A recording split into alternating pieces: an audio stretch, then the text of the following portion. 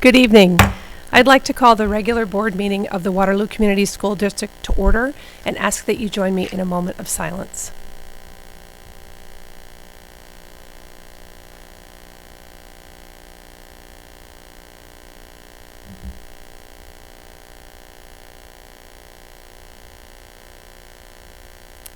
Thank you. And now we have some special guests for the Pledge of Allegiance.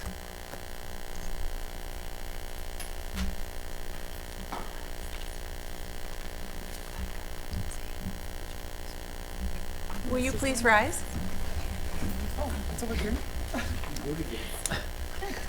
I pledge allegiance to the flag of the United States of America and to the republic for which it stands, one nation, under God, indivisible, with liberty and justice for all.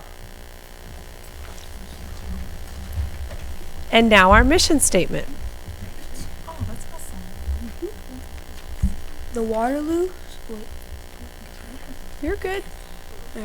The Waterloo Schools community commits to a comprehensive system of education and support to assure that each student and every student will graduate prepared for college, a career, and citizenship as advised by continuing education, pursuing a career path, and contributing to a community. Thank you very much. Nice to have some middle school students here to present this evening. The next item on our agenda then is a public hearing for the remodel project at the Waterloo Career Center, and I would like to open that hearing and ask if there was anyone here this evening who wishes to address the board on that issue. If you have something else to address the board on, we'll have public comments on that later on in our agenda. So if there's anyone here who wishes to comment on the remodel project at the Waterloo Career Center, please come forward and state your name and address.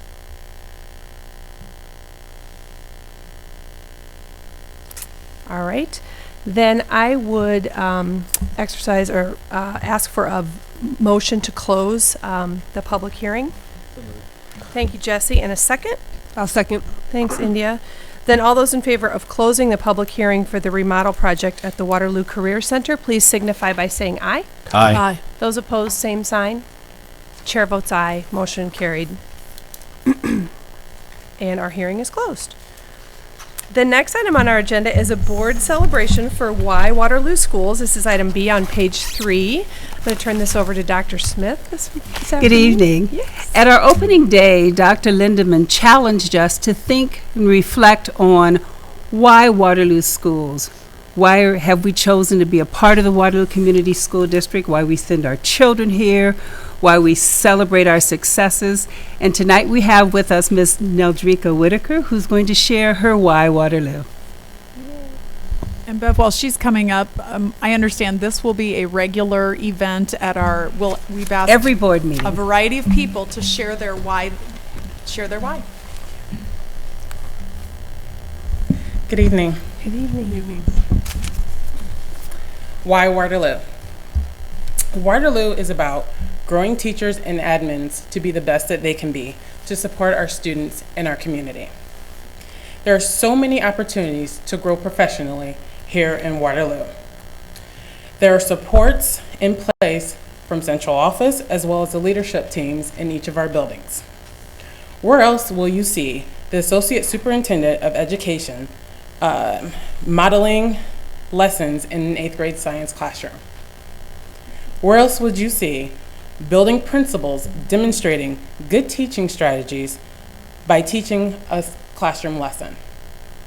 Where else will you see the district curriculum leader teaching an 8th grade literacy lesson by modeling good practices for that teacher? Where else will you see principals supporting each other professionally and helping them to do implementation of various strategies that are being successful in their buildings? Where else will you see principals supporting each other's buildings by allowing other principals to attend professional learning to help them grow? Why? Because here in Waterloo, we support all students, not just the students in our buildings, but all students across Waterloo. Here in Waterloo, there are ample opportunities for educational leadership. In my own experiences, I have been able to support students, families, staff, and the community as a classroom teacher, a team leader, an elementary lead teacher, a math leader. I was able to help with recruiting new teachers to our district, a mentor coach, a middle school lead teacher, and also a social studies curriculum leader. Waterloo supports and nurtures you with your goals. Waterloo wants the best for you so that you can be better prepared to support our students. You will not hear, "You can't do this," "You shouldn't," or "This is not right for you." You are very supported here by our central office and administration. In Waterloo, sky's the limit professionally. The only thing that stops you here is you. Last and most importantly, why Waterloo?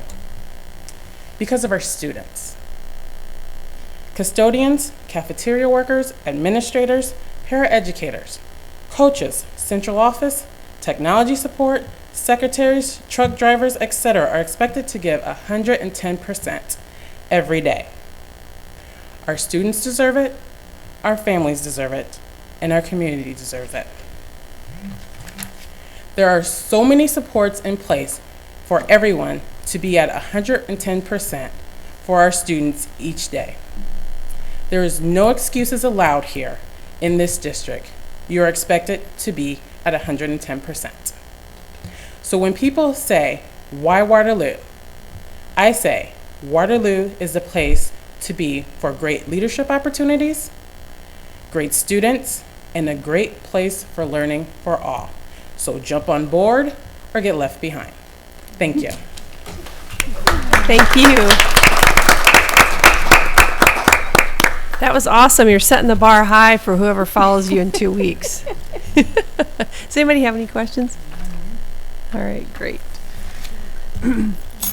The next item on our agenda then is item C, which is our district strategic plan update. For those of you who like to watch the school board meetings, we have been going through our strategic plan, and we've been going through we've done people, we've done PACE and community, and now we're on to environment. And so this evening I'd like to introduce Cora Turner, and I know she's got a lot of wonderful people from her department here to give us an update on the second half of the E. Environment, keeping others informed. Environment, provide an optimal learning environment that is safe, inspiring, and welcome, where all individuals are respected, valued, and engaged.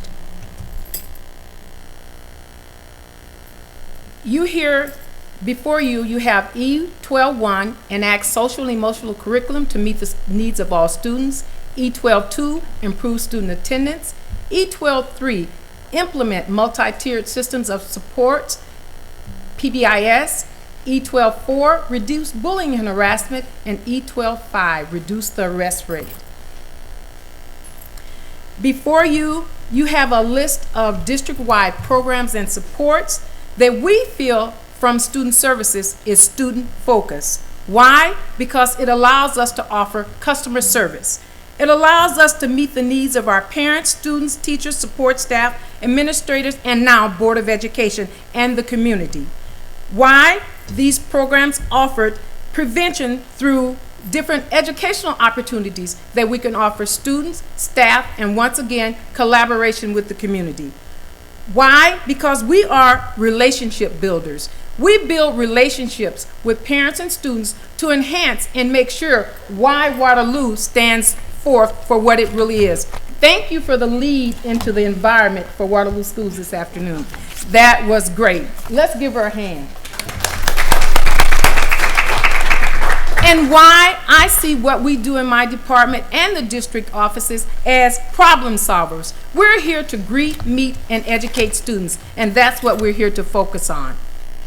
I'm going to have a group of Hoover students come up to you now called Caring Connection. They want to offer some information to you about why we feel our environments are the best and why Waterloo. Why don't you come on up. Ms. Clark, would you please stand for a moment?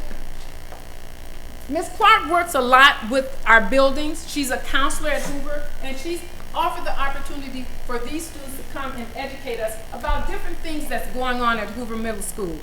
You know, we put forth programs, but the goal is to allow the students to build success from the programs that we're offering. And they want to share a little bit with you about Caring Connections.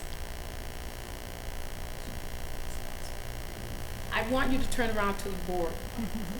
There you go. Thank you. You can begin when you want. Who's first? My name is Sierra.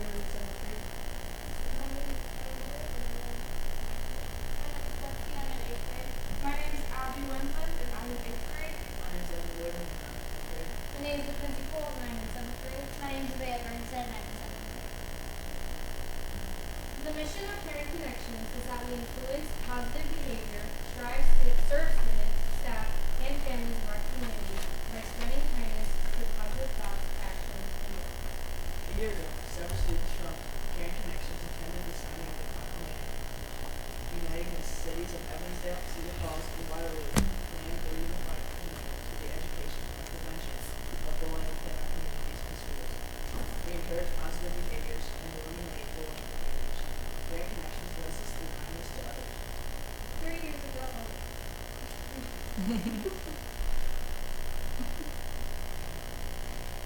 3 years ago, Caring Connections designed the Bully Box. The box is found on the counter of the conference center at Hoover. Students are able to fill out a form with their name, grade, and date. The box is checked if they are being bullied or they have observed someone else being bullied as a bystander. There is a space for the bully's name and the date of the event. Students are asked to describe the event in as much detail as they can.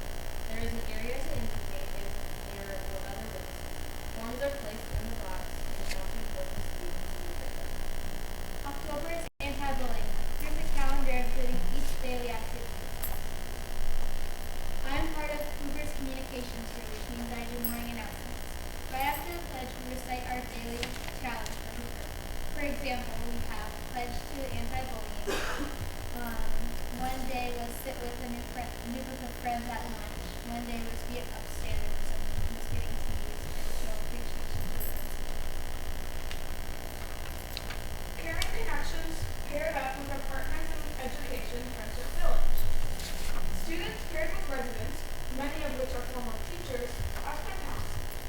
We had 3 activities throughout the year: a tour, a gathering of exchange, and a lunch picnic at Friendship Village. We walked down the hill and enjoyed a barbecue lunch and played games. Last spring, we ordered flags of the countries of our English language learners at Hoover. They are proudly displayed outside the auditorium doors. This school year, we ordered clocks to indicate the time of day in those countries. Our next plan is to order flags of regular education students to display. Examples are Saudi Arabia, Bosnia, Palestine, Iran, Burma, and others. It is our way to show appreciation for the diversity of the world. Last year, Caring Connections raised over $1,300 in ice cream sales to assist Hoover families in need. From a house explosion, students suffering from leukemia, family moving away, covering food and gas expenses for a family to attend a funeral from out of state, and gloves for ELL students. At 7:45 daily, the Pledge of Allegiance is recited school-wide. Often there are several students in the hall when the announcement comes on over the loudspeaker. Students look around to find a flag, but none are visible unless you're in the main office or a classroom.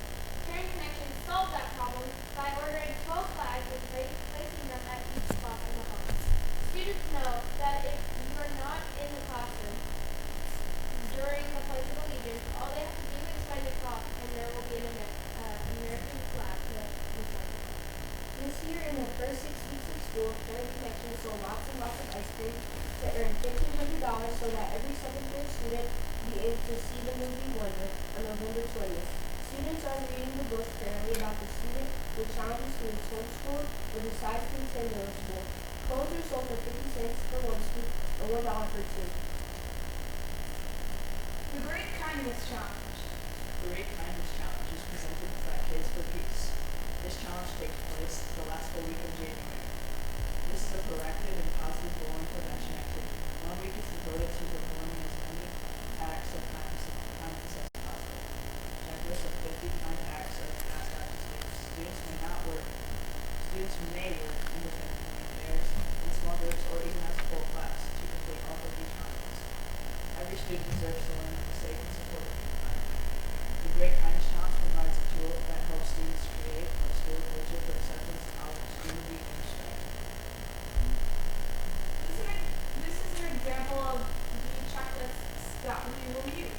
They're passed out to all the students at Hoover, and there are 50 of them, as you can see.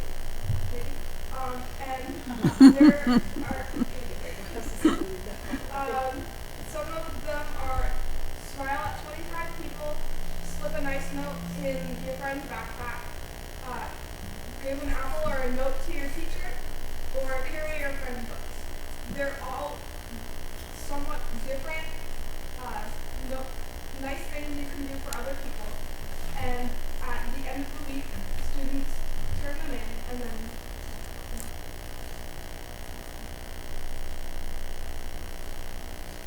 The idea started in 2011, and in 2012, 3 schools started the Great Kindness Challenge in Waterloo. Now, in 2017, 10 million students in 15,000 schools in 91 countries are participating. We have a lot of preparation in 2018 in the last week of January for the Great Kindness Challenge.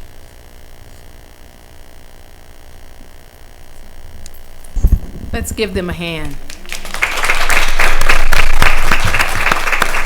Students, why don't you turn around now and face me? It's one thing to put a program in place, but it's another thing to see a program in action. That's why we invited the students, for the listening audience and for the board, to share, to see the leadership before you. I once again thank you for coming and joining us tonight.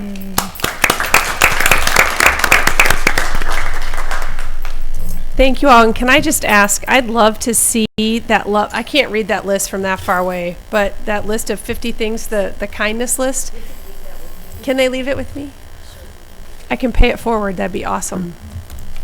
Once again, I want to Thank them. Hoover's parents and students for coming out and joining us and allowing us to see the leadership abilities. Thank you.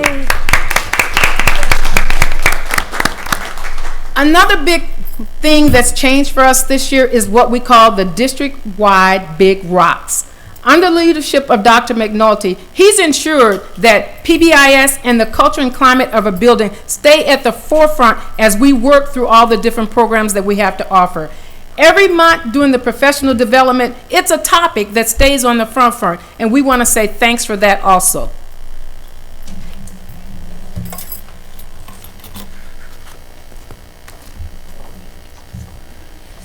I'm Donna Kittrick. I'm the Now is the Time grant coordinator for the district.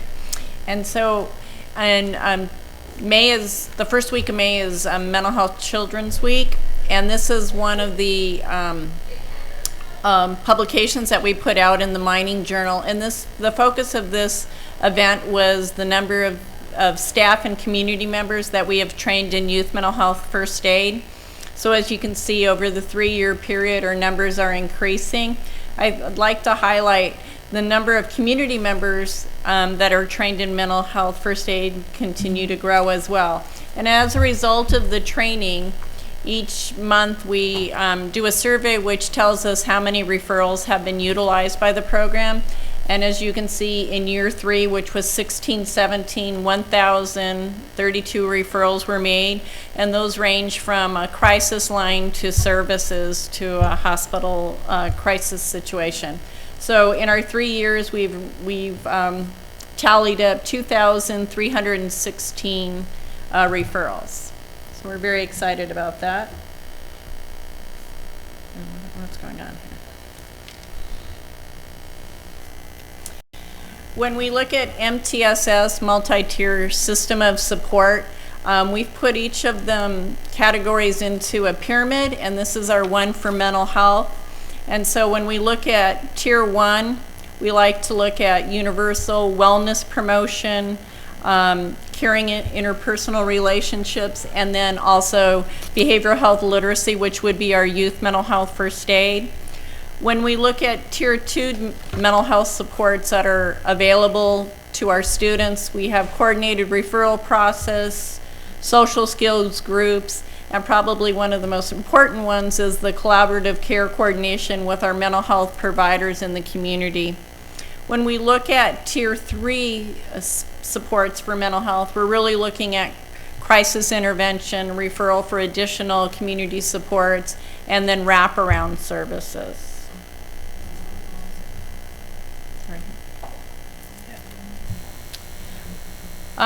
We took some data from our school-based mental health services that are offered, and I know this may be a little bit difficult for others to see, but what we wanted to showcase was that in first semester of last year, we served 185 students, and in semester 2, we increased that by 50 additional students, and so we served 235 students in our school-based services.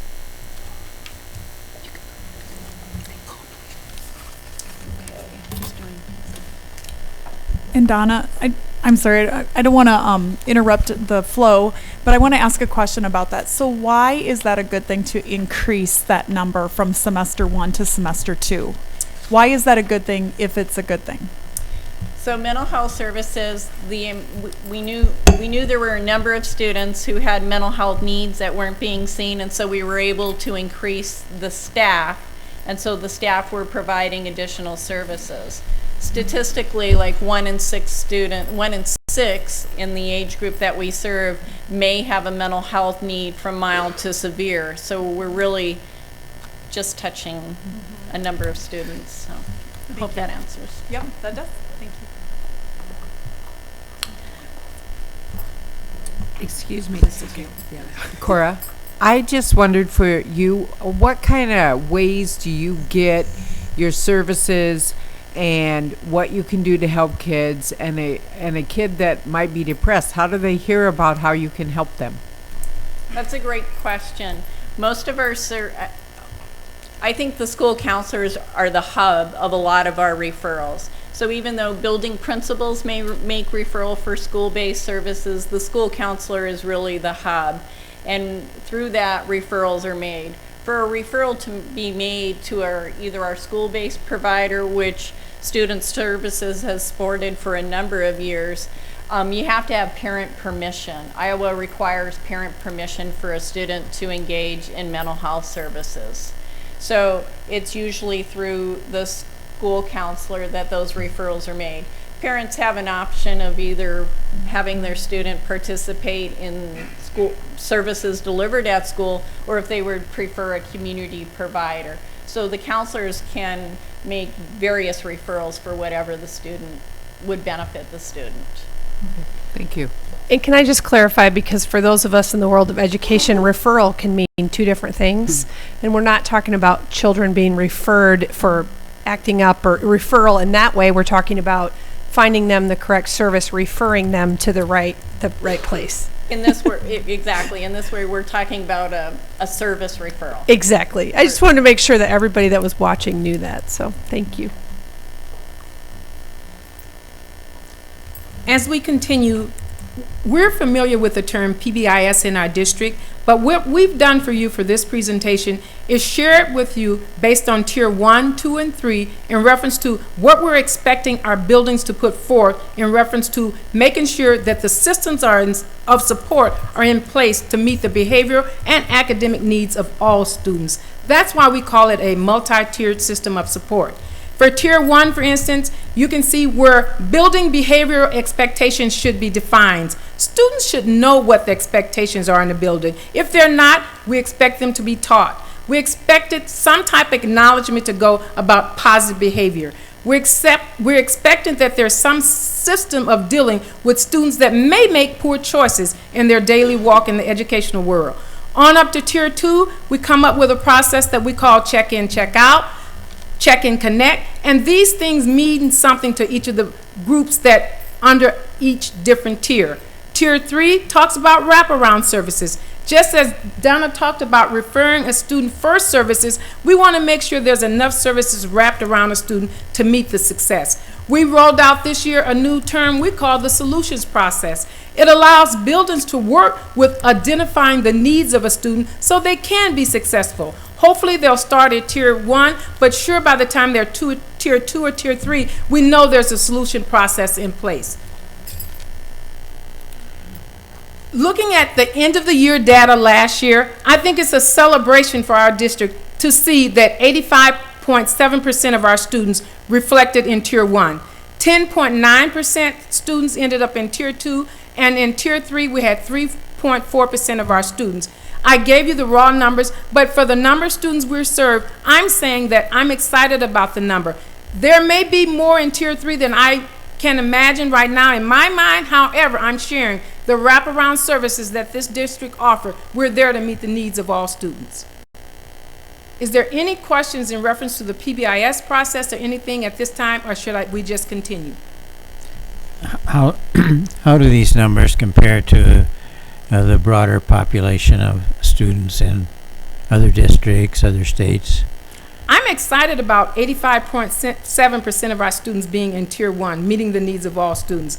I can't share with you what other districts' numbers are in other tiers, but I'm sharing through the conversation that I've had with other building personnel that work with PBIS, with the number of students we serve, 13,000, 3.4% in tier 3 is extremely a small number.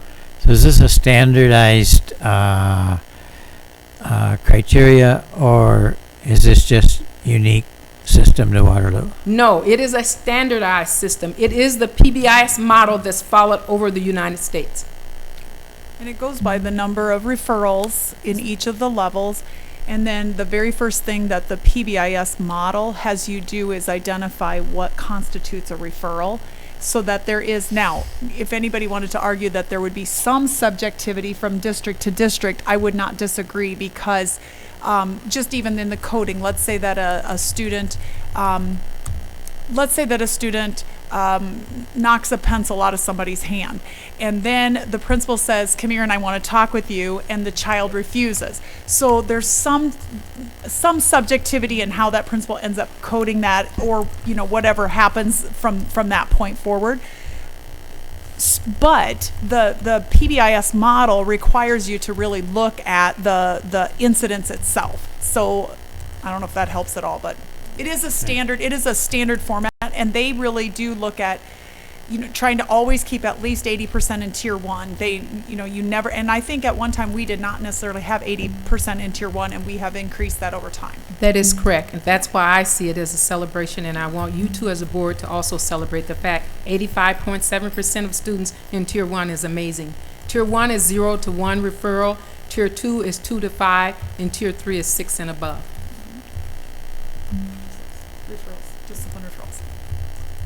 Discipline referrals. Discipline refers. I'm sorry, not service, but they are service because we try and wrap some service around them, so I'll take them.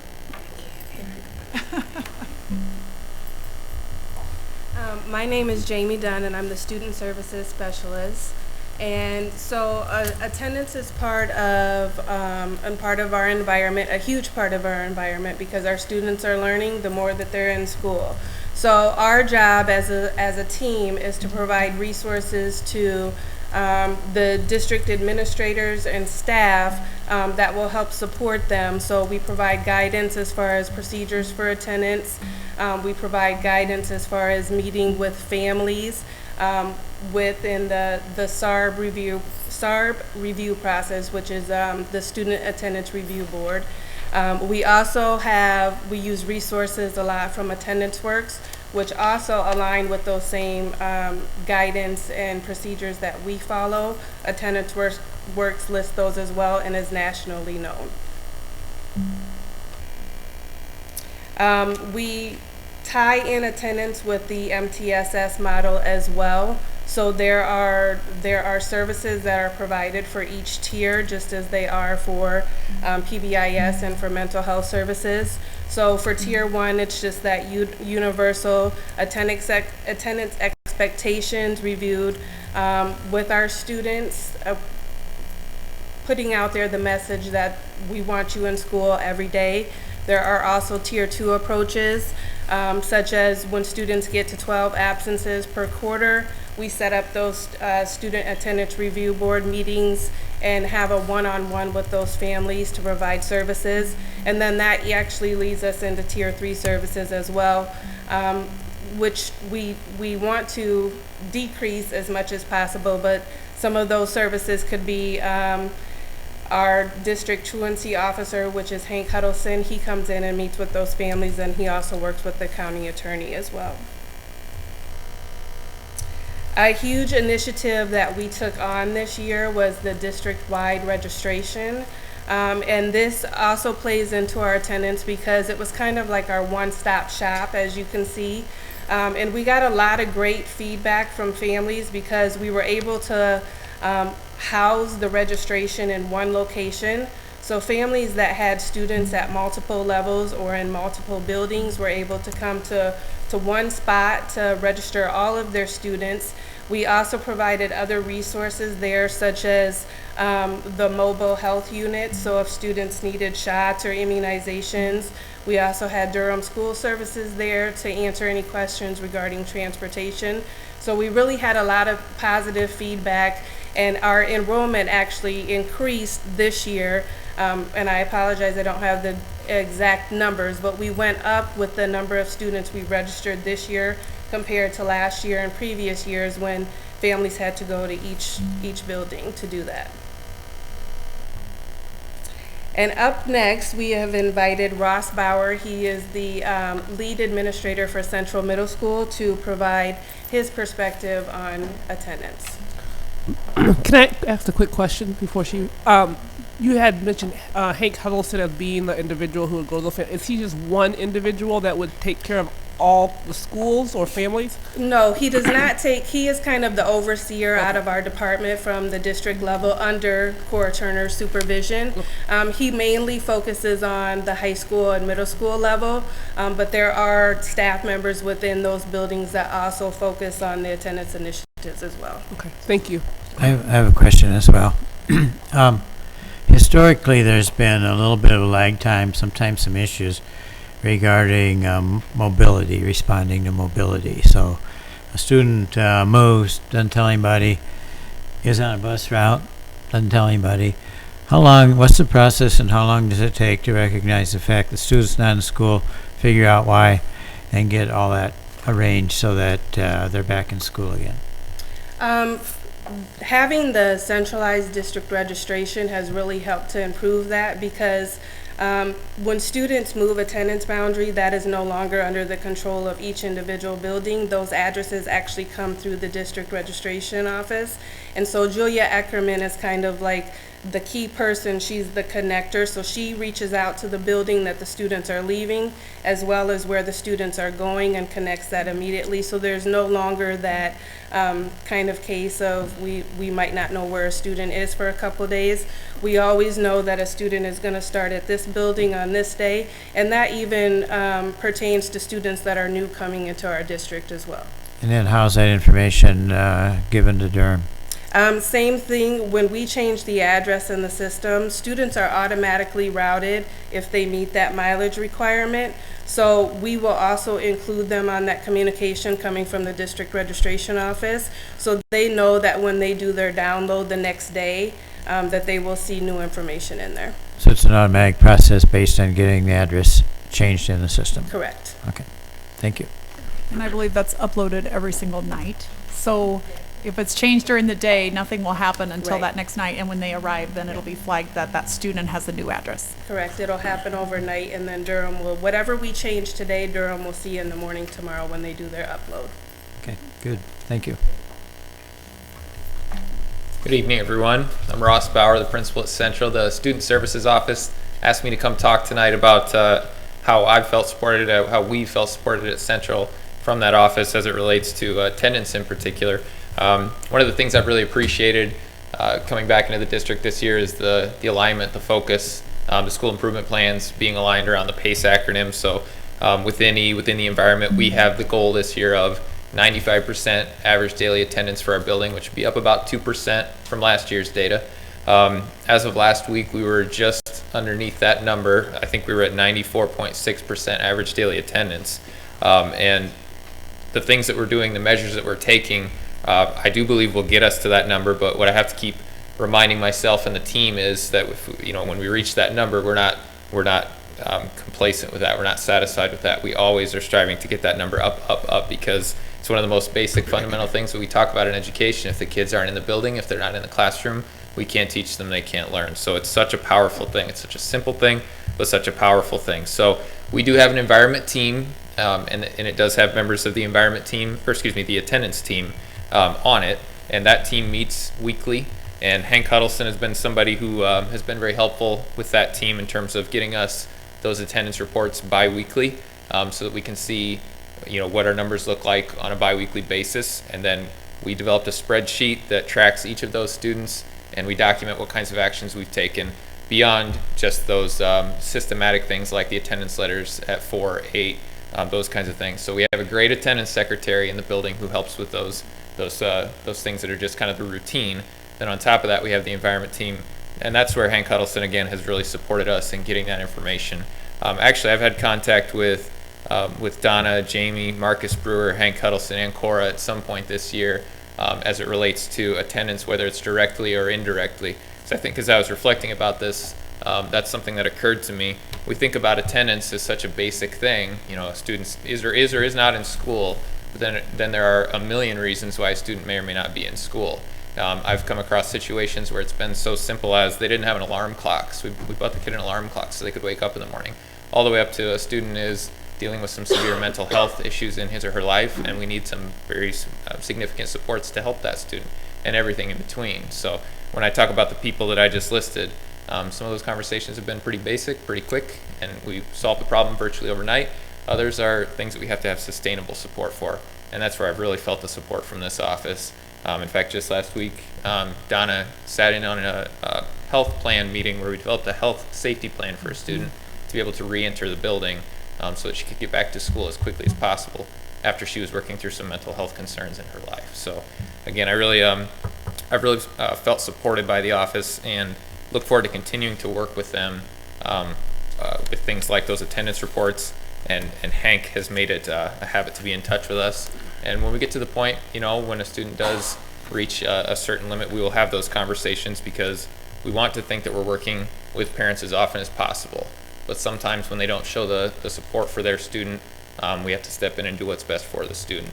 And that's always a difficult conversation, but we have to put the students first. So again, I've just really appreciated the support of the group and look forward to continuing to working with student services.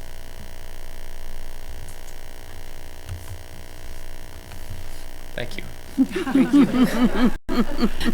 That scary silence. Are they going to talk? Are they going to talk?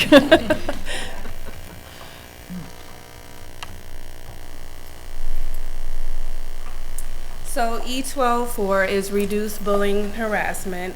So our job is to share as much information as possible with the district administrators and the staff to give them the training and supports that they need. So this year, Iowa Safe Schools Academy had their first annual bullying remediation symposium in Des Moines. So myself and also Hank Huddleston from our student services office attended those, because we are frequently asked to go out to buildings to do follow-up bullying investigations at times where parents reach out to us after they've contacted the schools.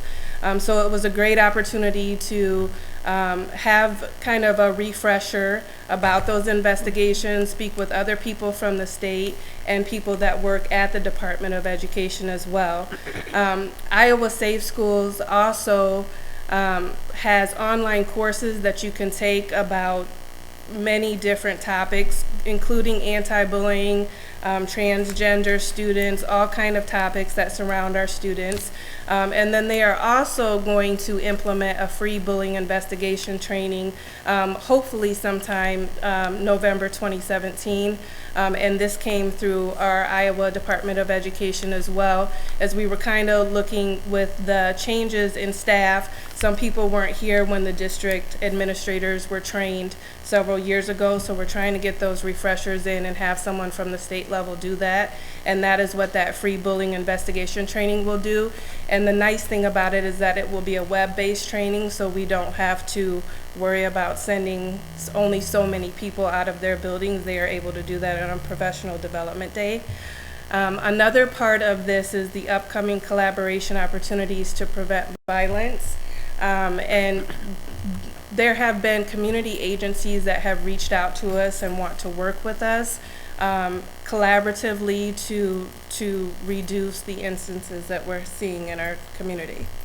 Over the last few weeks, I know of 3 different individual groups have touched base with the superintendent in my office in reference to wanting to offer opportunities to come in and work with the district. We've had one group talk about a parent opportunity to reach out and educate parents. We're exploring another opportunity with another group to talk about mentoring of our students. We're also exploring work with our SRO program and our police department in getting resources to actually work within our buildings to mentor violence and to also talk about the relationship piece where we need to build more collaboration with other community members. So violence prevention and opportunities for our district to seek out are on the rise.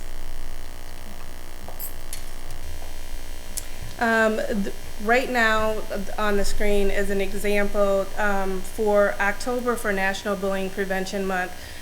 We always kind of up the ante and ask that the buildings kind of really reach out and kind of lift up what they're doing with their students specifically for this month, as well as they continue to do it throughout the course of the school year. So this is one example from Hoover Middle School of the bullying prevention calendar that they're using within their school. Commonly you will see from different buildings that they participate in the universal ideas, such as October 2nd was wear a blue t-shirt day, or October 25th is Unity Day, wear orange. And these are things that are done nationally, so it's not just our district. It's being done throughout our country on these certain days. So it's just another opportunity for students to support one another. And up next, we have invited West High Student Group. It's SAD, and it stands for Students Against Destructive Decisions. And I am going to allow them to come up and kind of explain to us what all their group entails.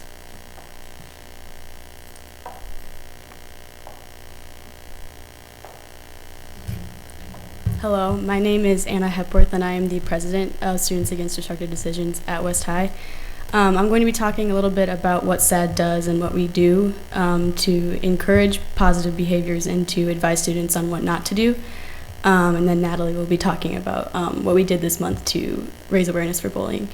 So what we've done in the past is at the beginning of the school year, we focus on recruitment for SAD because unfortunately, high school students, they don't want to be a part of a club that advocates not making destructive decisions because not all, but a lot of them, yeah, they don't want to, it's just not considered cool.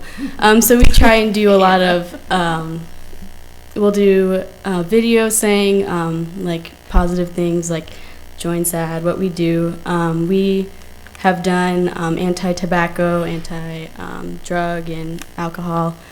We have done also, we just actually today we picked up cigarettes around the school to, we put them in a display case and we say that it's an or it's a tobacco-free campus to raise awareness for that. We also do, in the past, we have done homecoming, safe homecoming decisions, what to do over the summer instead of making destructive decisions. Also, the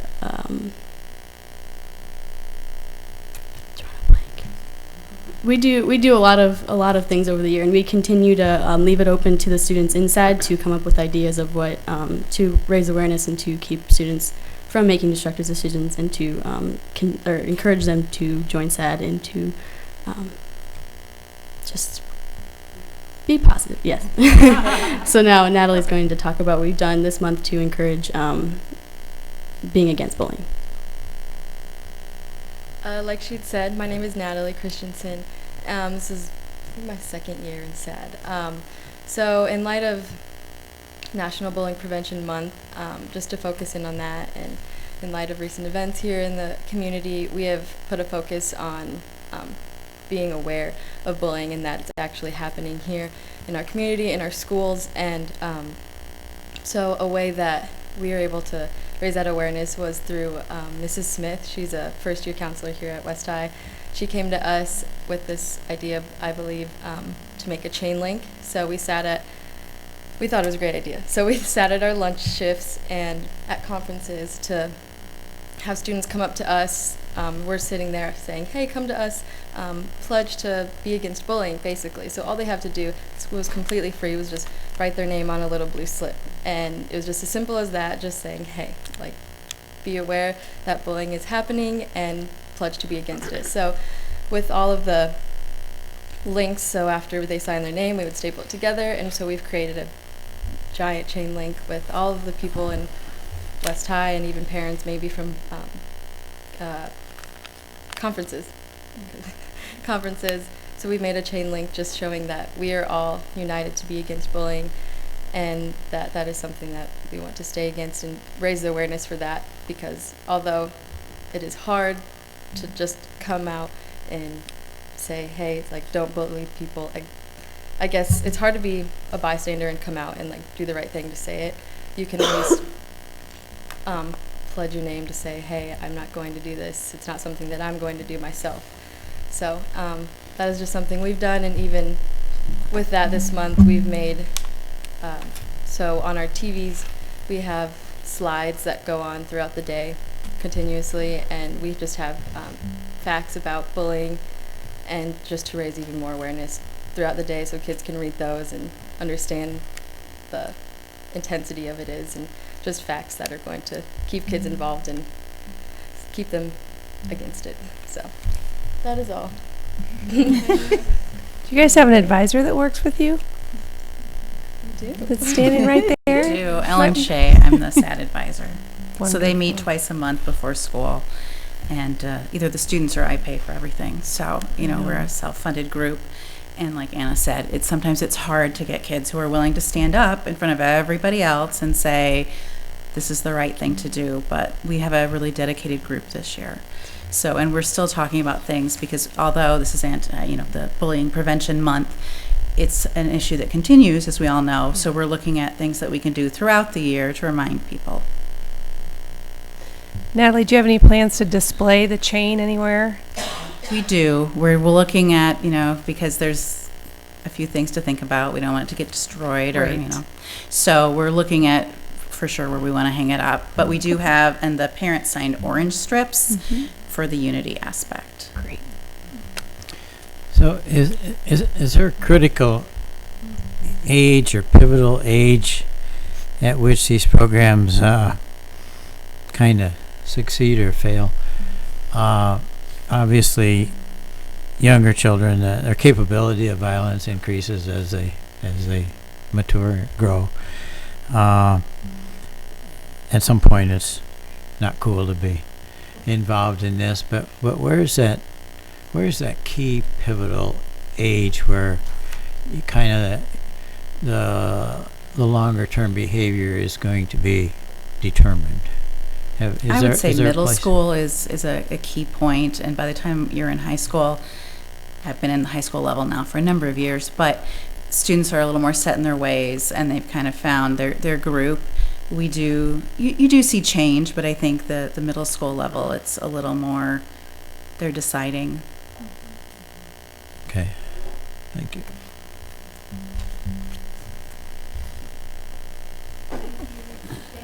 Thank you. So we'll give a hand just like we did for the other.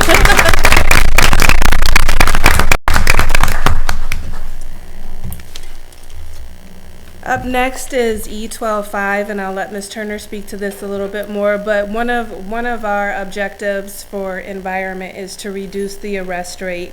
And so, as many people know, we have school resource officers who are Waterloo PD officers within our buildings, and their partnership with us and with our students and with our staff members has done that. It has allowed us to decrease and reduce the arrest rates within our buildings through their relationships. So as you can see, the blue numbers are 2015-16, and the orange numbers are 2016-17. And looking at this data, district-wide, elementary, middle, and high, we were able to reduce the arrest rate, and we hope that that will continue to improve as we go forward. I just want to put a thank you out to our SROs working in our buildings, because the relationship piece that they're building is tremendous. They have value working with our students, and we support them working within our schools. And as she indicated, the arrest rate has decreased. What's the main thing you attribute that reduced arrest rate to? I actually think it's the relationship piece, where they're beginning to understand the officers are not there to arrest, they're there to help. And so many times, and you know, it's interesting, an officer would tell an individual right up front, it's my decision to make an arrest. And most of the officers that we're working with, they don't want to arrest. They want the student to understand they made a poor choice and move on. If the arrest happens, we support it, but as you see, it's being reduced. So the criteria hasn't changed? The criteria, I'm not sure what criteria you're looking for. It's the police choice to arrest. However, I appreciate them getting to know our students and not necessarily having to arrest in our schools. And Cora, I would just echo that I think that relationship extends not only in our buildings, but also at our events. If you go to football games and basketball games and athletic events, and I mean, our SROs are really out there in the community, and not just in our buildings. And I always watch the students do come up and really talk to the officers around. So something's working. I thank you, and I agree. I think, maybe we'll off topic here, but, I would agree with that. I know that there's a program at Central I've been hearing about where the officers are heavily involved with Dress for Success and stuff, and been really heard some good things about that. So, we've taken so much time. I've given you a list of other opportunities that student services and this district supports, but I'm going to take you to the family engagement video now, so we can move on, just to show you another example of the collaboration for the community, our students and staff that we put forth. I want to thank you for listening to the information that we've shared with you. We welcome any questions and concerns that you may have. I do need to introduce Brittany Perkins, who works a lot in our office right along with us, and I thank her for being involved in working with us also. Donna's going to wrap up for me. Okay, the Family Engagement Project is something that we launched this year with East High, and so the program is to, they wanted to do home visits to every incoming freshman to meet with the family for just about 15 minutes, either in their home or wherever they were comfortable, and it was just to talk about what are the goals they have for their students in going to East High. And I think this video that the communications department created with the staff and the students really captures the program. There's a huge transition issue sometimes with students coming in from middle school to the high school level. They typically struggle with understanding that the expectations are a little bit higher when they get to high school, and that we kind of wanted to ease the nervousness of coming into high school and give them a familiar face that kind of helps ease that nervousness. They came to our house and talked to us for about 20 minutes and answered all of our questions and kind of gave us a play-by-play on what was going to happen for Kaylee and what we could expect. And they were fantastic. It was a lot of questions, made us calm down, because we were as nervous, probably more nervous than Kaylee was. It got me familiar with the teacher. If I needed anything, any help, I could just ask him for help. Knowing that it would be my first year here at this big school, I'd know that there'd be someone to always help me out during anything. You hear from parents that their student's really shy, and then after their student had met us in a home visit, they come to our class and they open up to us, they trust us, they're asking more questions that they typically probably wouldn't have asked. The attendance, homework completion already, we've noticed huge difference with referral numbers. We're down to about half as many referrals from our freshmen as we were last year. There's no doubt that this program is going to have major benefits on East High and let alone just the district in general, hopefully. I'm very happy that they have this program because it does help a lot. As a mom, it does. I know if I have any issues or he have any issues, I know who to get a hold of. And I know they will be more than happy to help me out. Thank you for having my back. It really helps. Thank you so much for making this easier. I can't thank them enough for just easing my mind and knowing that she was going to be okay once she got here.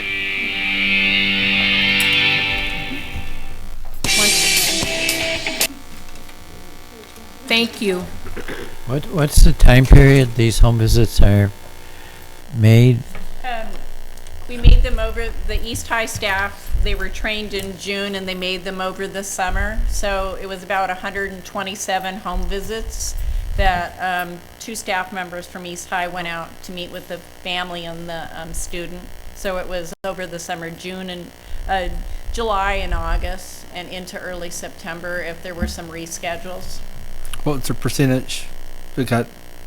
What's the percentage rate that got done, completed? Probably around 50%. And so it was a pool of staff of about 20. Some did a lot of home visits, and some were able to get 1 or 2 in.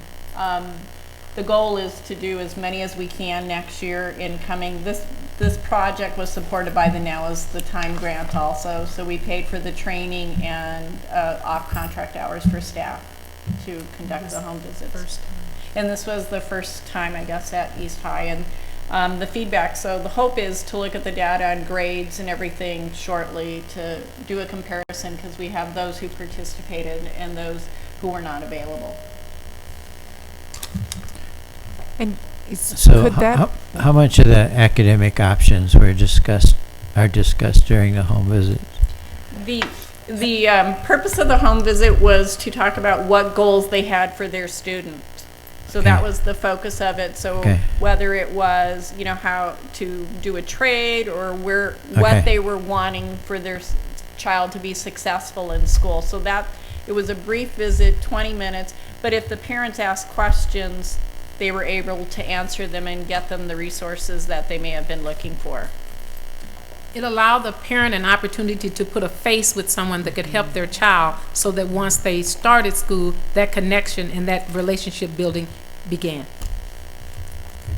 And I just was wondering, has that ever been considered for incoming 6th graders? This was our first time that we tried it with 9th graders, but surely we're knowing we have to offer it other places now. It's a great opportunity.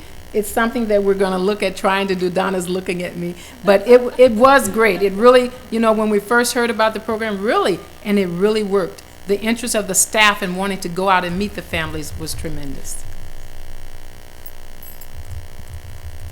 Thank you all very much. Thank you. I think we might need a part 2E eventually. We got a lot of stuff. So thank you. You're very welcome. Anything else for them tonight? All right. Well, then the next item on our agenda, I'll move right along, is the information from individuals and delegations. And I don't think that we have anybody here this evening that wishes to address the board. So I am going to move on to the consent agenda. And this evening's consent agenda consists of 5 items: the minutes of the October 9th, 2017 regular board meeting, personnel appointments and adjustments, bills due and payable, and bills paid between board meetings, the set date of the public hearing for roofing projects, and a delegate assembly representative. Can I get those items on the table, please? Thanks, Sue. And a second? Second. Thanks, Jesse. And then are there any items that board members wish to have removed?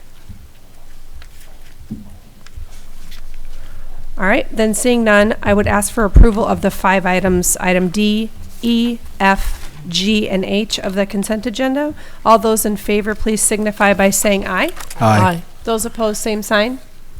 Chair votes aye. Motion carried. We are through the consent agenda. So then that takes us to item I, which is on page 23. This is a property purchase.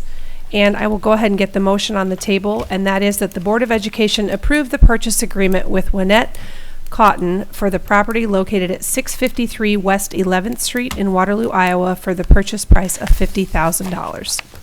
So moved. Thanks, Sue. And a second? Second. Thanks, Jesse. And I'll turn this over also to Michael Coughlin, but this does come out of our Facilities Committee. And so both Lyle and I are familiar with this piece of property that's right out here, right at our entryway. So with that, Mike, I'll let you give us a few more details. Well, it's one of those issues that when an opportunity comes along, you consider it very seriously, and it does help us out with our facility room here as far as parking and so on. So there's been plans, nothing definite yet, but first of all comes the purchase of the property. So that is the process of purchasing under the district rules, is that the negotiations take place with the owner, with an agent of the district, which is normally the superintendent. And then when that agreement is reached, and the paperwork is drawn up, which has already been signed by the property owner, then it comes to the board for open session and final approval. So everything's ready to go as soon as there is action tonight. Then there's a time period that all the legal process gets done with the transfer of ownership and so on, but then it shouldn't be too long. And Michael, will you speak to a little bit of the process? I know, as I said, Lyle and I were able to, there wasn't an appraisal done. This wasn't just I'd like you to pay me this for. Yeah. Well, there was actually, the first contact was a higher price. And then the facility committee in discussion went out for a formal appraisal. Sorry. That's the word I was looking for, and I lost it there for a second. It's all right. Happens to me all the time. So that came in and got us very close to the dollar value that was offered and accepted. So that was kind of the process of going through the financial end of the offer and acceptance. Is it unoccupied at the time? No. I think It is unoccupied right now. Okay. Would there be any issues with asbestos with it or not? I don't know for sure. I'm sure we're going to have it inspected when we take, and I know that's addressed in the documentation, and I don't have that with me here, so I'm not exactly sure how we have responsibility in that, but I don't want to get into the details of that and be misleading, but I believe it is addressed in there. Thank you. Great. All right. Is there anything further for Mr. Coughlin?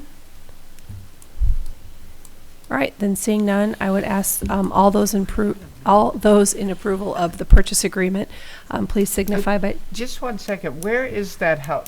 Jesse's trying to Google it here. It's the house right out here at the edge of the driveway on. Okay.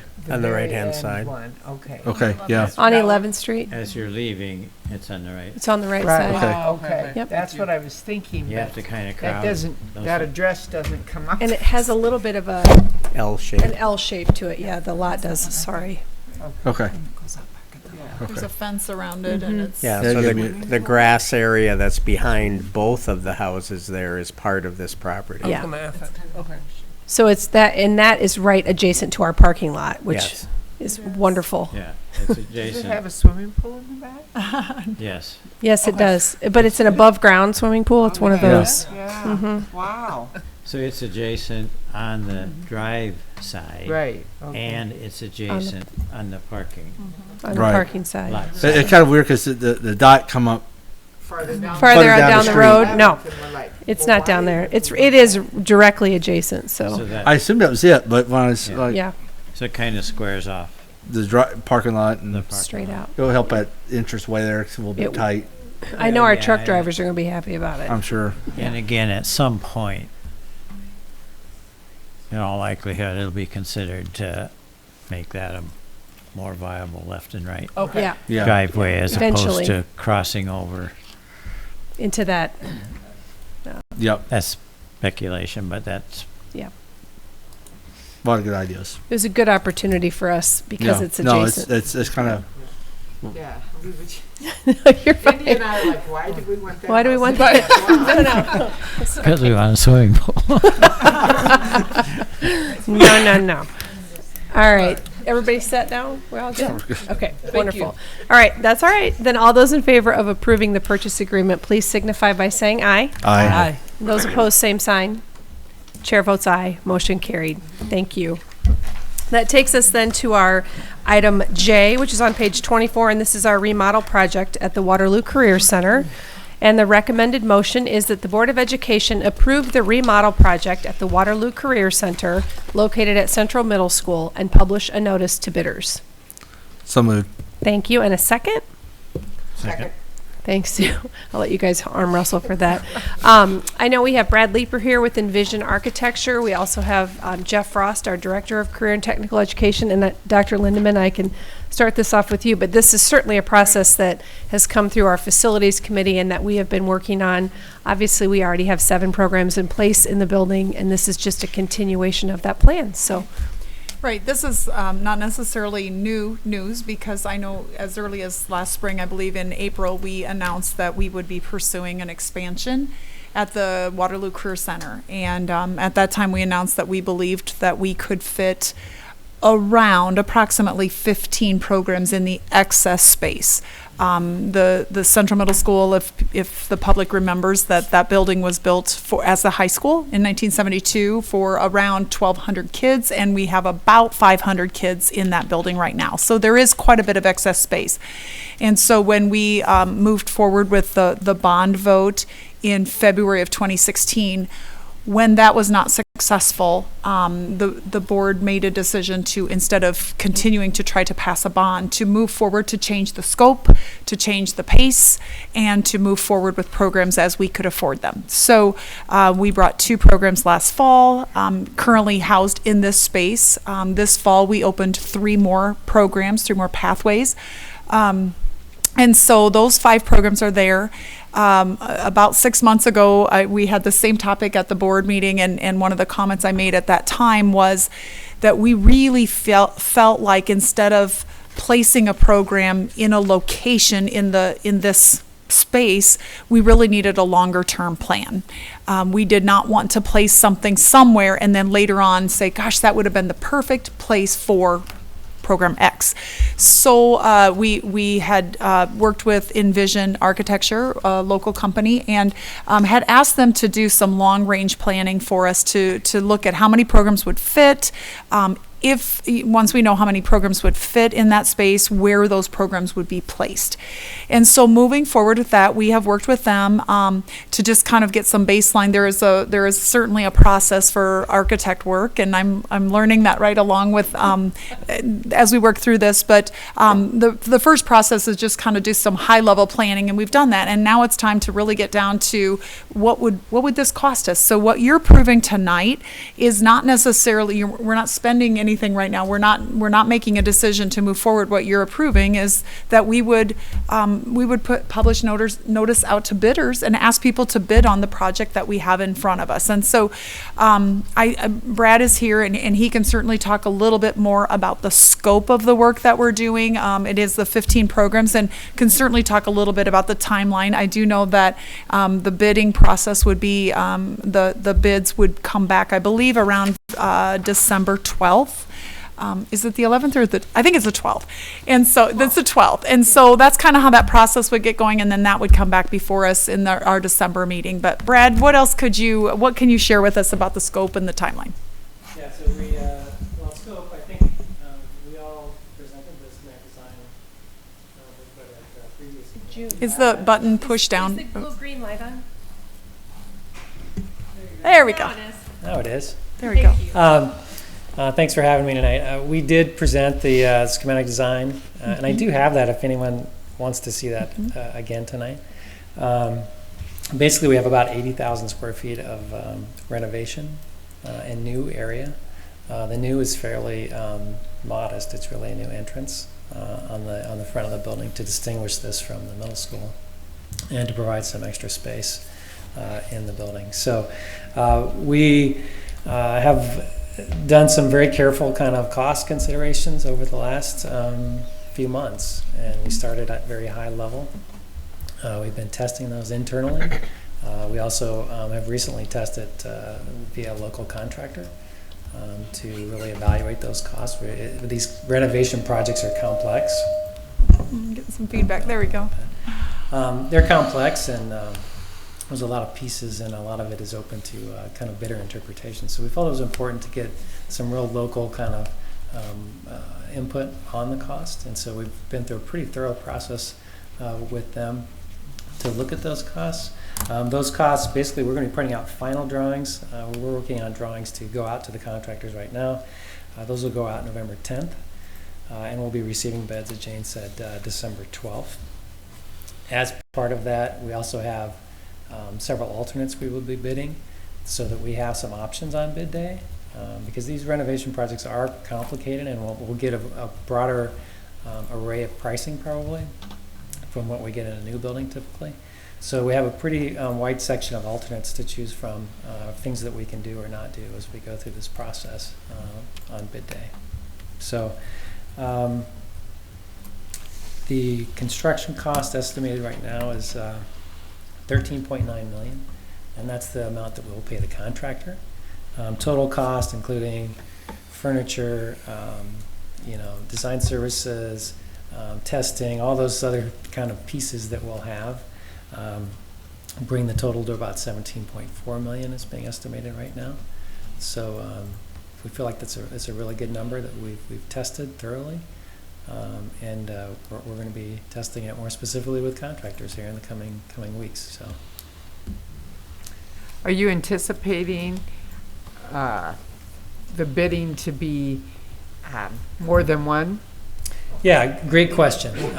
This is a really great project for contractors, and one of the reasons for that is that it's going to cover a couple of winters, and contractors often struggle with kind of keeping their staff busy over the winter. So from a contracting point of view, this really should be a very desirable project at this point. I would say we should get very good bidding and a good test of the project. I think the only thing that we're a little nervous about right now is some of the hurricanes and all the things that have been happening down south, particularly put some pressures on inflation of materials. And so we're watching that. We haven't seen that yet, but we're hearing some talk of that coming. And so we're just going to keep monitoring that as we go through. And that's another reason for the alternates that we have. Thank you. Gene, I have a quick question for you. You said you had 7 programs in place, and 15. 5 programs in place right now. I said I don't know why I got 7. Okay. But I said Okay, fine. So when you say that you are hoping for 15, are you having, I guess, the concept or ideas already what you want in place? Yeah, we actually, when we were working on the bond vote, the referendum, we published at that time 30 programs that we were really looking at. At the time that we published those, we also said that we would monitor those because they do change along the way. So those programs, we have the 5 programs in place. We are really, really close to announcing the 4 programs that we will likely select for the next fall, for next fall. So that would bring us to 9 programs. Of the 15 programs, then that would really that would leave 6 more. 6 or 7, depending. We're kind of looking at the space. There might you're really close to that, and then those we might bring another 3 or 4 in the fall of 19, and the remaining up to the total of 15, maybe 16 programs by the time 2020 rolls around, the fall of 2020. So we have looked at those programs. We have not changed immensely from what those 30 programs were. But we started, and actually when we published that, we even selected 15 because there was a concept that we would phase in 15 programs and then 10 programs and then 5 programs. So really, for the most part, the 15 that we're looking at bringing are those 15. However, there have been a couple changes. There was one that we swapped out because we had some great interest from students, from staff, and the occupational forecast looked really good. And that changes, that kind of shows us how fluid it is. Even within 2 or 3 years, sometimes something can change. And usually it's not the entire program, but we may change the curriculum a little bit of that. So those are things that, I mean, it's pretty well set. I would add too, and this is a little bit removed from what, but I was going to mention it in my ending comments, but I'm going to just mention it right now because it makes sense. Jeff and I have been kind of pounding the pavement out with businesses and talking with them about the programs, especially the 5 that are existing and then the 4 more that we believe are going to be our announcement. Meeting with businesses and industry, and have just had a wonderful response from businesses. We are thrilled. Jeff is here. If you had any questions, he'd be happy to. He's done the bulk of, the lion's share of the work in setting up the meetings and kind of talking with businesses to let them know a little bit about what we're doing. But businesses are very, very excited about this, and we have had, to say that we have had a great response would be really quite an understatement. We were at 2 businesses today, and not only are we learning a lot about what's happening in the businesses and how it can connect to our curriculum, the businesses are learning a lot about what we're doing right now. So that is really a great sign. Thank you. And I just want to take that while we're talking about financing. I just want to clarify a few things, and I might ask Michael, not to put you on the spot, Michael, but I'm going to put you on the spot. When we went to bond in February of 2016, the initial cost of what we were looking at doing was $35 million to do a new building. We kind of came back, and as Dr. Lindeman said, we went back to the drawing board and said, we know this is good for kids. This is something we want to pursue. We're going to use an existing facility. But I'd like you, so to just clarify, we're not going to bond for this. How are we paying for this? And by the way, we're not approving any financial amount tonight. We're just approving to go out to bid, but I'd like to clarify that. Well, like you said, when we go into this plan and we're kind of changing direction, when the bond vote did not go through, then it was the issue of not changing the emphasis, but changing the pace. Right. So within our penny sales tax fund or the SAVE fund, there is the capacity to finance this project. So we're well within the limits that we have of that money that we can use, and it does not use all of our money for that up to 2029, as some people thought that it would, but it does not. And there is still between now and 2029, there's still a lot of funds available to use for future needs and contingency of something that may be unexpected. So we are being responsible to that of how we can live within the resources that we have. So it is covered under the SAVE money. Thank you. And I do think it's critical. The initial project was 34 million, and this is the whole bond was bigger than that. So I don't want people to think we have all this extra money just to throw into this, that it's been a frugal effort and using those funds in the correct way, to make this happen at a much slower pace versus what we were going to do and have all the programs and, build it and they will come. We're slowly building it and they are coming. Yeah, we've really adjusted the scope of the work, and we've adjusted the pace of the work. Right. And I've used those 2 phrases quite repetitively because that's really what happened that has allowed us to finance this. We're not looking at bringing programs by fall of 18, 30 programs. We're really looking at bringing, 2 programs, then 5 programs, then 9 programs, and it'll take us a while. When we get to the year 2020 and we have the 15 programs up and running, I think at that point in time we'll have to take a look at what our finances look like, what the programming looks like, the success of the programming. There are other things that will probably play into that too. We're getting some interest from districts, surrounding districts, and so we'll take a look at that. there's some things we don't want to mention now because we don't necessarily know what that would look like, but I actually believe that there could be some legislative changes that could potentially open up some dollars for this type of a project. We've been watching that. A couple weeks ago, I went down and met with the governor, and I know that it has been a very strong platform for her to look at STEM activities, but so many of these are related to the science and the technology, engineering, and math. So I believe there are some. We don't have enough money to finish the project. We just don't, but we are on our way, and with slowing it down, we've been able to do that. And we'll watch the legislation to see if there are some finances that could come with it that would allow us to go past the 15 programs.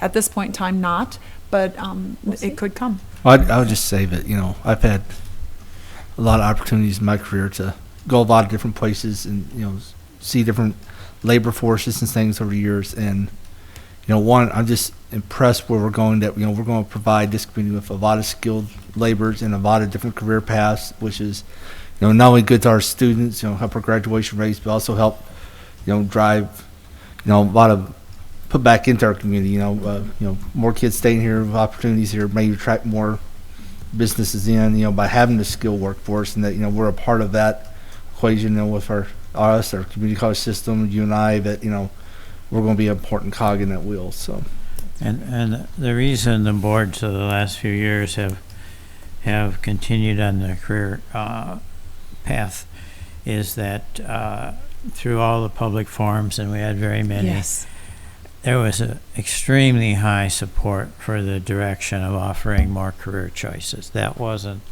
the issue. Everybody said, this is directionally correct, you should do it. Obviously, when it came to paying for it, they said, but we don't want our taxes raised to do it without raising taxes. So the direction was fairly clear, and that's why we paced it out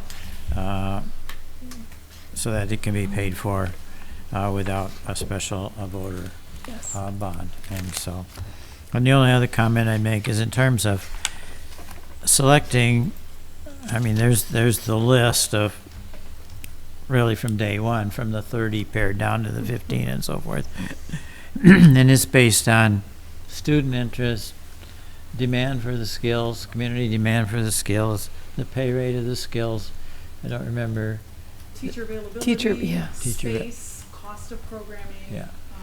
So those are about 6 factors that we those are the factors, and the only modification is kind of a minor one at this point, was that not all the programs, some of the agriculture, horticulture, diesel, don't necessarily fit well in the existing facility. So we kind of put those, at some point there'll be a totally different type of facility that they need. So that limited it a little, but it didn't change the order really very much. It changed the timing more than anything. So that's kind of where we're at. It did, and I think one of the other things to note too is that the space that Envision is designing for us is extremely flexible space. They have mentioned that, I don't know, 25 times maybe, which is good. I mean, it's the right work, and they've continued to remind us that because this is a program that is designed to meet the needs of the ever-changing world and of careers, they've reminded us that there's types of space. You have high base space that can accommodate certain types of programs. You have low base space that can take other kinds of programs. But we have really tried to be, as we're planning these initial phases, we've really tried to be smart about what kind of things we put into a particular space so that we would have chances to change those out as programs come and go. That's very common. That is not a bad thing. That's what happens in our world. Certain jobs are really prevalent, and then as technology changes, as people change, as things are developed, it changes. And so we have Jeff has worked extensively with Des Moines Central Campus. Matter of fact, he worked with the principal for an entire day recently, and asked a lot of questions about what process do you use to phase out a program? What process do you use to onboard a program? So he's got a lot of good ideas from the programming standpoint, but the space is really being designed to receive and exit programs as we need to, as we should. Yeah, I think we were very careful, and one of our early on drivers was to say, let's not force a program on the building. Right. Let's respond to what the building is, because it costs really a lot of money if we're going to do that. And so I would say your committee has been one of the better that I've worked with in terms of looking at what makes sense and what is just a good value for the district. We actually, just a few weeks ago, went through a process of finding value. We found out these are the things that we want, and we really went back and we cut about 15% out of the project, not because we had to, but because they didn't provide maybe the right value. And I think it was one of the better processes I've been involved with. So, and it is a substantial remodel. A fairly large portion of this area was really varsity athletics. Right. Gyms and locker rooms, small gyms, and so forth. So, its use is very much different, and so it's a major remodel of that space. The varsity athletics, of course, now is in this new stadium. Right. So that's why this space became available, really. I would also add, Lyle, I think you brought up a good point too. We kind of builds on what Michael said as well. We do have other remodel or other renovations that need to happen. Central Middle School itself, the building itself, the middle school side needs work, and we know that. So a lot of what we're doing right now sets us up for easier work coming up. Maybe not easier, but it sets us up for the right work. So looking at mechanical systems that will support the other renovations that will come very shortly after. So I think that's a good point as well. Thank you for mentioning that. And as always, we've done since probably the first or second building, is that we have a strong emphasis on out of classroom operating costs. What that means is we want to minimize the energy cost. So this will be geothermal, just like most all the rest of our elementaries. We want to reduce the ongoing custodial and maintenance cost, and we want to reduce, the other major cost is busing. This isn't really reflected in that very much, but those out of classroom costs when we build something new, it's been our philosophy for many years now to design such that those are minimized in the future, because it is a different budget, and the operating costs, whatever those costs come out of classroom, what you can afford to put in the classroom. So that's been the overarching philosophy in terms of how we design buildings. Definitely. We need just a minute for one board member to get back. So I'm just going to see if there she is. All right. Just wanted to make sure. Are there any further questions for Brad or for Dr. Lindeman? Or I can guarantee that I think Brad will be happy that maybe we don't have to meet as often, because Lyle and Brad and we've had a lot of meetings. So it's been a really great process. I appreciate the involvement of the board in it. Yeah, it's been great. So we appreciate your efforts too. Thank you. So, all right. And if there's nothing further, then I would ask that all those in favor of the remodel project at the Waterloo Career Center, please signify by saying aye. Aye. And those opposed, same sign. Chair votes aye. Motion carried. That concludes our action items for this evening. So I'm going to turn it over then to Dr. Lindeman for her superintendent's report. That was exciting. I'm not going to go on and on about that, but that was really that's another step forward. Yay. So that's excellent. I guess I would just remind our public that we had conferences a week ago, and our goal in Waterloo schools is to make sure that we conference with 100% of our students parents, families, grandparents, guardians.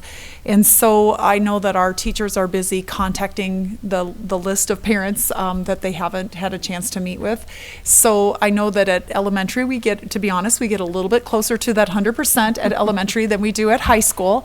But they are reaching out to them. It is not just a one and done thing. So we actually reserve up to 3 weeks before we report out our attendance rate at conferences, because it really does take some time to connect with everybody. We find it very important. We set aside conferences because it's just a good structure, but that is not the end of it. So if parents didn't get a chance to come, you can expect a phone call, or please reach out to us as well. I mean, that would be a great way to schedule a conference. You could even do it over the phone. It's just really important that we talk with you about your students' progress. So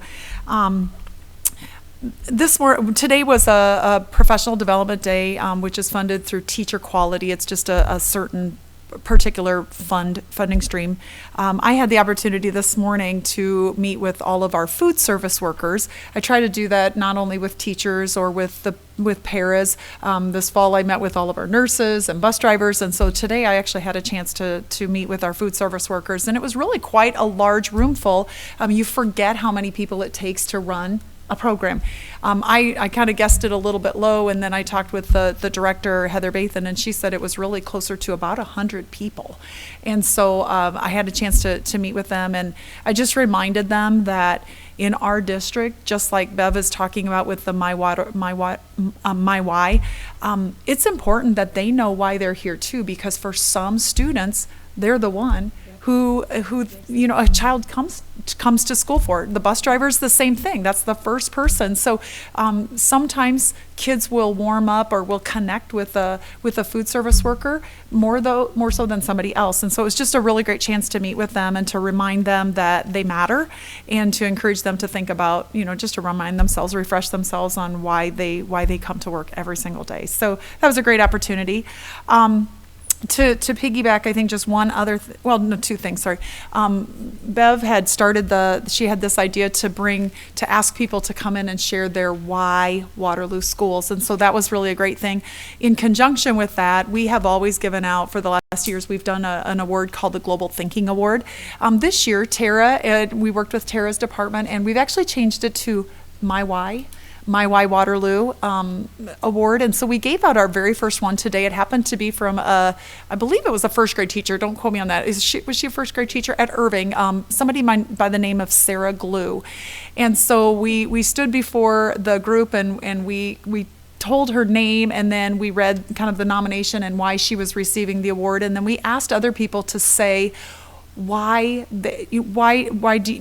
do you know that Sarah is happy to be here? How does she radiate her why? How do you know her purpose? And it was just really heartwarming. I just asked for 3 people to share randomly, and there were more hands than I could answer. I just said, nope, just 3, because I didn't want to take too long. But when you show that you know your purpose, sometimes it shows, and people know that. And so it was really a great thing. Actually, that teacher, she ended up showing tears, and then pretty soon everybody's crying, and I'm crying because I'm a social crier. And it was really a very moving award to give out. And so I know we have another one, I believe tomorrow. I'm not sure, tomorrow or Wednesday. It's a fun thing to do. So it's just a fun thing to recognize people and to remind them they matter. And when you know it matters, when you know you matter and you know why you're here, other people can see that as well. So that was a great thing. And the last thing is, I hope people saw in the Courier recently, I don't know, Andrew, I'm just looking to see if you wrote this article, or you did write this article. We actually had a Waterloo native win the MacArthur Fellowship Award for it was actually a Genius Grant, and MacArthur Genius Grant, and I was really pleased to see that. It was somebody, it is, I lost her name right here, Hannah Jones. She's 41 years old. She's a Waterloo native. Oh, Nicole Hannah Jones, thank you. And Nicole with a K, right? Mm-hmm. Yeah, so we're just super proud of her. She doesn't live here anymore, but she's just done a lot of writing on racial justice, racial integration, social justice, and super proud of her. And thank you, Andrew, for writing that article. I think that is just a really, first of all, I think it was extremely well written, and I enjoyed reading it immensely. So congratulations to her and her family. And I believe that concludes my comments tonight. You know you can always re-interject if something comes Yes, up. I will, but I think I got them all.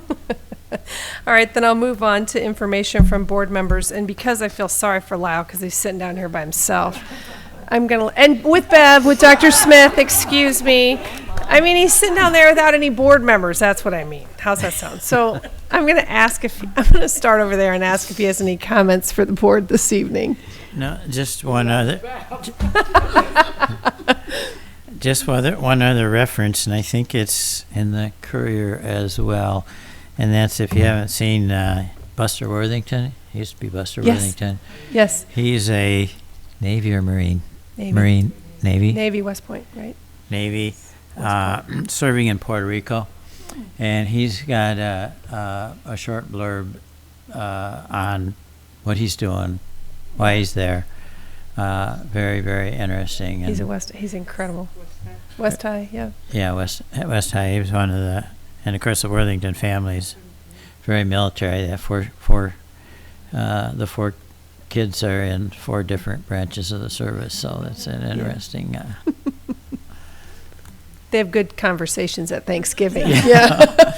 I bet they do. But it's a really good video, and I'm pretty sure it's referenced. There was a article in the Courier on it, and there's a reference point there as well.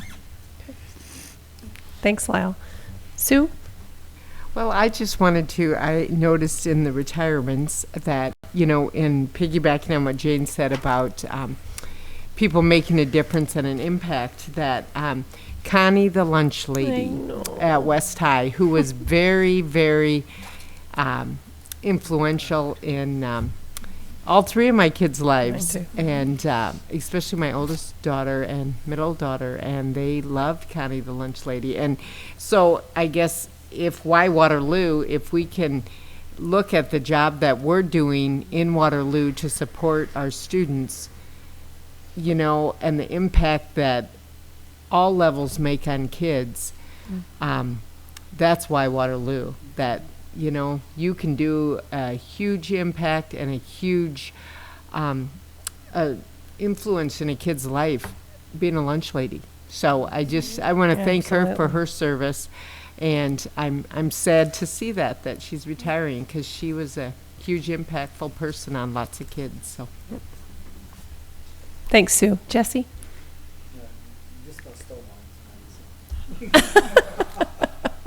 I thought yeah. So, well, I'll just say parent conferences. I was actually impressed. We got through 2 high school students in about 2 hours in the same building. We did too. Good. That's good.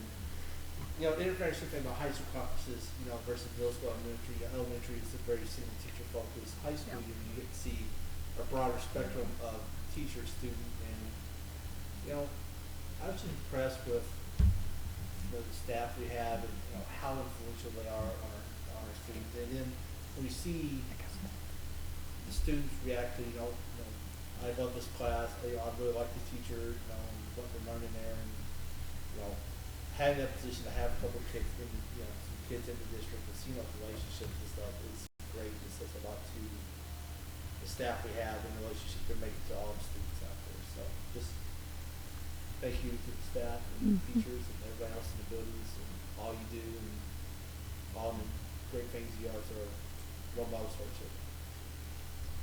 Thanks, Jesse. India? I just wanted to also congratulate Ms. Glue. My daughter had her as her 2nd grade teacher, and she enjoyed her immensely, and it really made me very proud to see that on Facebook. Tara, thank you for that, to see that she received that award. So kudos to her. Kudos to Irving Elementary to be able to support a great teacher like that. So thank you very much for being awesome, period. Thanks, India. And I'm just going to conclude with 2 quick things on the E. When you talk about students, that's my favorite thing that we get to do when we sit up here, except maybe, work on career tech ed, which is pretty awesome too. But I love having students here in the boardroom with us and actually getting to see, having them actually tell us what they're doing. And so I just appreciate the Hoover students and the West High students that were here tonight. So the next meeting, I want to call out just a couple of dates. That November 7th is the Cedar Valley STEM Festival. Just remind that because we won't have another meeting prior to that. Our next meeting will be here in the boardroom on November the 13th, and it is the only meeting that we have in the month of November. And then all of us are going to get the privilege of headed down to the Iowa Association of School Board Convention that next week. So we can talk more about that in December. But those are our upcoming dates. And I have nothing further unless anyone else on the board does. So seeing nothing, I would entertain a motion to adjourn. So move. In a second. Second. Thanks, India. And all those in favor, please signify by saying aye. Aye. Chair votes aye. We are adjourned. Good night and thank you.